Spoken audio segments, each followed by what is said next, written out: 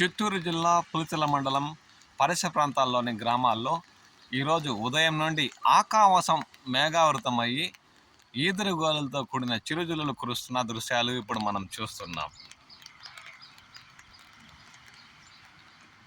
నిన్నంతా విరగ కాసిన ఎండలపై నీళ్లు చల్లేలా జాతీయ రహదారైన కల్లూరు పరిసర ప్రాంతాల్లోని గ్రామాల్లో ఉదయం నుండి ఒక్కసారిగా వాతావరణం ఆహ్లాదకరంగా మారి చిరు జల్లులతో కూడిన తుంపర రాలుతున్న దృశ్యాలు ఇప్పుడు మనం చూస్తున్నాం.